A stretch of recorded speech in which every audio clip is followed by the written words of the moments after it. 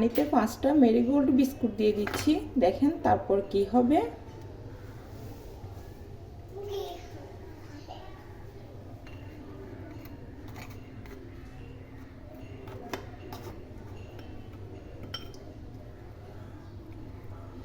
দেখেন বিস্কুটগুলো একদম নরম হয়ে গেছে।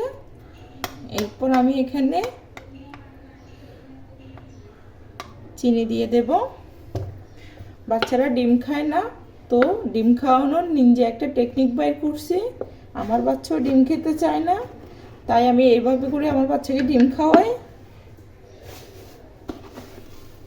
এখন চিনি দিচ্ছি।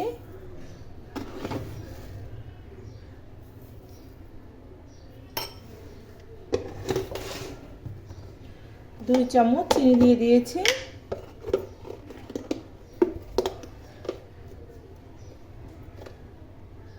এখন গুঁড়া দুধ দিয়ে দিচ্ছি 1 চামচ।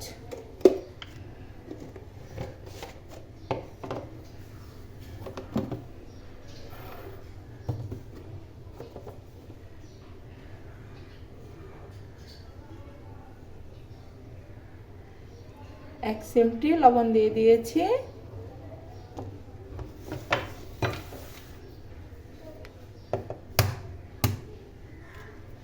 এখন ডিম দিয়ে দিচ্ছি।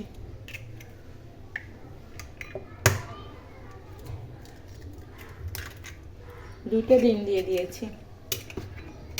এখন এগুলাকে ভালো করে মিশিয়ে নেব।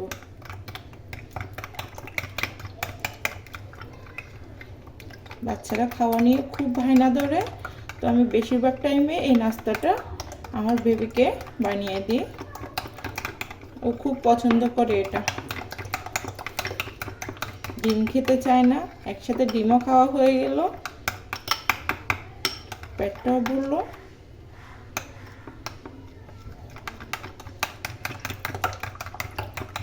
ভালো করে মিশিয়ে নিতে হবে।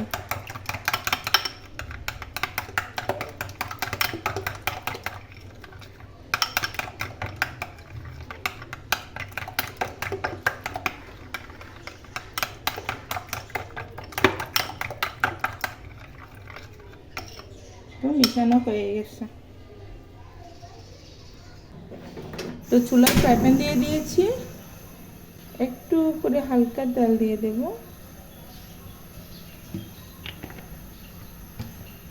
এই যে আমি তেলগুলোকে ঘুরিয়ে প্যানে লাগিয়ে নিয়েছি।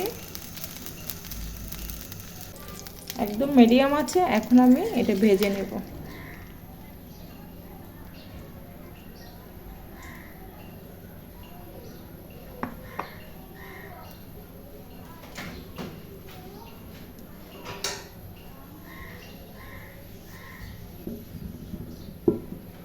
এখন একটু ঢাকনা দিয়ে রাখছি তাড়াতাড়ি সিদ্ধ হয়ে আসার জন্য।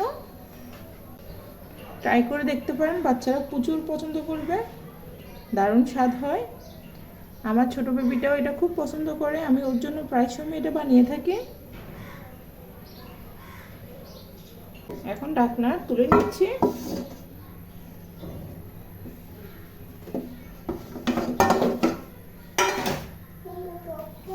তো দেখতেছেন একদম সুন্দর হয়ে সিদ্ধ হয়ে গেছে। এখন আমি এটাকে পাটিসাপটা পিঠার মতন রোল করে নেব।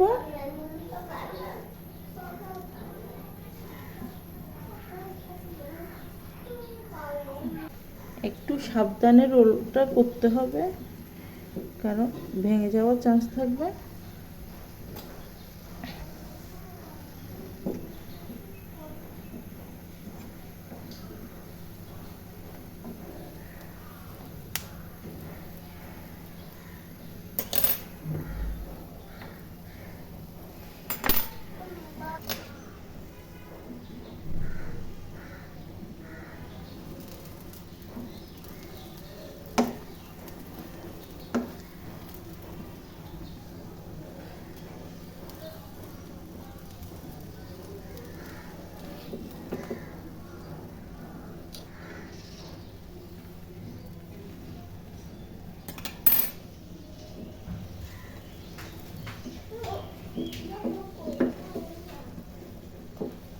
তো ফাইনালি রোলটা হয়ে গেছে দেখতেছেন। এই নাস্তাটা ছোট বড় সবাই পছন্দ করবে, এত মজা হয়, না খেলে বুঝবেন না। একবার বাচ্চারা দেখলে এমনিতেই খেয়ে নেবে, আর মাদের কোনো ঝামেলা লাগবে না ডিম খাওয়ানোর জন্য। তাদের পিছনে পিছনে চুরাচুরি করা লাগবে না, ধরা লাগবে না, একদম মাশাআল্লাহ।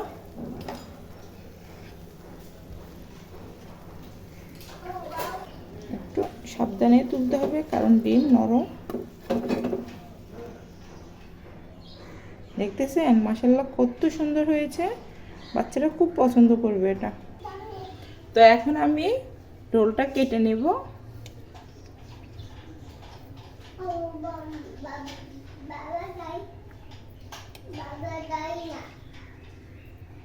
গরম আছে,